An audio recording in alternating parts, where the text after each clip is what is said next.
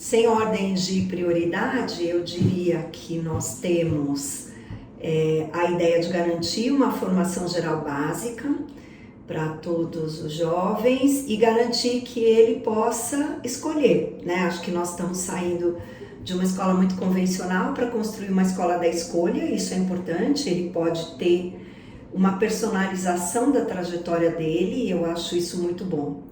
A outra coisa que eu acho muito bom é que ele traz, justamente pelos itinerários formativos, ele traz uma integração muito potente com o mundo do trabalho, né? Não com uma visão do trabalho lá do final do século XIX, começo do século XX, mas uma visão bem atual, pensando inclusive na superação de uma dicotomia que a escola brasileira sempre teve, mas especialmente entendendo que a escola forma para a vida e o trabalho também faz parte da vida e trazer opções é muito interessante e de tal forma que você não tem que optar para ir para a universidade ou para ir para o mundo do trabalho a partir do ensino médio, porque esse ensino médio propõe uma formação de fato integrada e que permite você escolher aquilo que para onde você quiser ir. Acho que a centralidade do estudante, da aprendizagem dele, do desenvolvimento integral dele, de apoiá-lo a criar caminhos para realizar projetos, é uma outra coisa muito relevante nesse novo ensino médio e que também está relacionada com essa ideia de você entender qual é o seu papel nesse mundo e como é que você ajuda a construir a sua escolarização, como é que você ajuda a construir a sua aprendizagem e a sua trajetória de vida, é uma outra coisa muito relevante. E eu ainda destacaria toda a visão sistêmica que o novo ensino médio tem, porque algumas das ideias que estão no ensino médio, como áreas de conhecimento, como flexibilização curricular, como expansão da carga horária, né? É impossível o Brasil fazer um bom ensino médio em 2.400 horas, então essa expansão progressiva para 3.000 horas, depois podendo chegar até 4.200 horas, são coisas muito positivas no ensino médio e algumas dessas coisas já estavam anunciadas antes. O que essa mudança na LDB, que foi feita em 2016, traz isso tudo articulado, né? Então a flexibilização, as áreas de conhecimento, a gente finalmente com esse novo ensino médio também está colaborando para cumprir uma meta do Plano Nacional de Educação que fala justamente da melhoria da qualidade e que fala de inovações, de fazer o jovem entrar na escola, permanecer nela. Então acho que eu destacaria essas inovações como inovações muito potentes e que vão permitir um avanço. É uma reforma muito disruptiva. O Brasil está muito acostumado a fazer reformas incrementais, então você muda um pouco, você aumenta um pouco as horas, você faz um turno invertido, e então você incrementa uma coisa do jeito que ela está funcionando. Esse novo ensino médio é bem disruptivo, né? E isso é muito bom, porque quando a gente faz coisas disruptivas, a gente pode avançar muito aprendendo com as exigências que uma implementação desse porte em escala nacional vai trazer. E acho que eu concluiria com isso. O Brasil, ao longo do tempo, fez muitas coisas piloto, né? Experimentais. Se depois der certo, a gente faz para todo mundo, o que é um problema. Porque quando você faz um piloto, você faz tudo para aquilo dar certo. Então, acho que agora nós estamos dizendo para valer, para todo mundo e nós vamos ter que implantar isso de norte a sul do país, em todas as escolas. E o movimento tem sido grande nas redes, todas as redes já aprovaram seus currículos, apesar de todos os percalços que nós tivemos nesse caminho, né, eu tenho visto um movimento muito positivo da Secretaria de Educação com as suas equipes, formando os professores, planejando a implementação, e eu acho que esse movimento já está trazendo ventos muito bons, embora desafios sempre existirão, né?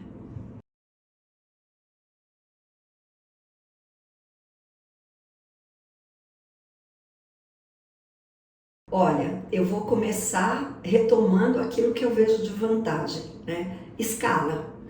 Nossa, implementar isso em escala é um desafio enorme, porque a escala na implementação, ela precisa de fato do apoio, não só individual do secretário, da secretária de educação com a sua rede, com a sua equipe, mas ela precisa de uma visão nacional, seja na integração dos secretários por meio do CONSED, mas especialmente na coordenação do Ministério da Educação, porque uma reforma desse tamanho, ela precisa de investimento, ela precisa de monitoramento, ela precisa de tempo. Esse monitoramento é muito desafiador, porque ele precisa ser feito agora, né? Nos 2, 3 primeiros anos de implementação, porque você precisa ir vendo o que vai dar certo, o que não vai dar certo, para corrigir rápido. Eu acho que nós temos também de desafio a inovação, porque todas as vezes que nós vamos fazer alguma coisa diferente, nós vamos para essa implementação com o nosso conhecimento prévio. E no Brasil, todos nós, né, jornalistas, professores, famílias, que tiveram a sorte de entrar no ensino médio e terminar o ensino médio, viveram um ensino médio de porta única. Então, mudar esse mindset da escola única, com um currículo igual para todos os alunos, para uma escola da escolha, uma escola onde uma parte é comum a todos, mas a outra parte tem a ver com os interesses dos jovens, com a possibilidade do projeto de vida dele estar incluído na trajetória que ele quer fazer, essa possibilidade de oferta, né, dos itinerários formativos, a estruturação disso é muito desafiadora por várias razões. Uma delas, eu já falei, precisa de apoio para fazer isso. A outra é que precisa de muito planejamento de todo mundo e acompanhamento. O outro desafio é nós não estarmos acostumados com isso, então isso está causando, assim, é muito interessante ver como as pessoas dizem, mas como a gente vai implementar os itinerários? Então, de fato, isso precisa ser pensado, cuidado, né? A escolha, a escola pequena, como é que você faz as parcerias. Então, é bem importante que se faça isso com cuidado, de forma planejada e monitorada, para a gente vendo as coisas que dão muito certo, pensar o material, pensar como é que comunica. A outra coisa é a comunicação. Eu acho muito desafiante a comunicação, porque se nós, às vezes, que estamos na escola, somos educadores, né? Como é o meu caso, nós nos fazemos muitas perguntas a respeito de, então, como é que eu vou fazer esta mudança acontecer de fato? Isso vai acontecer com a sociedade, com os próprios estudantes, né? A escola da escolha não é uma escola no Brasil, né? O Brasil, desde que as crianças são pequenas, elas aprendem a entrar em fila, sair de fila, levantar quando o professor fala, sair todo mundo para o recreio. E a gente está falando de formar uma escola para criar um adulto, né? Para que ele entre no ensino médio adolescente e saia um adulto com perspectivas de vida, perspectivas futuras. Então, de fato, isso é um desafio.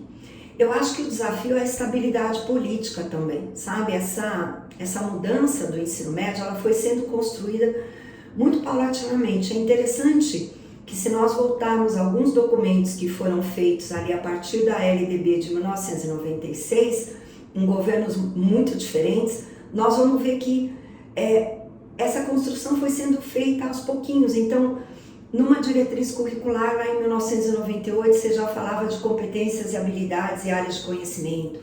Depois, lá no final do governo do presidente Lula, no começo do governo da presidente Dilma, foi se trazendo a questão do trabalho, né?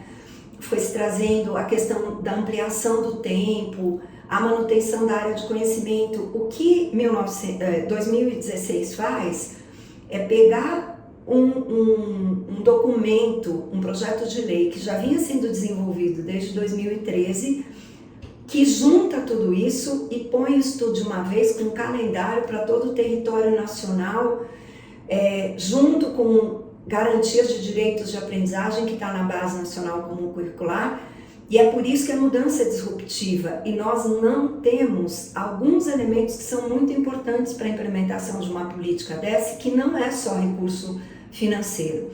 Nós não temos tradição de continuidade de políticas educacionais.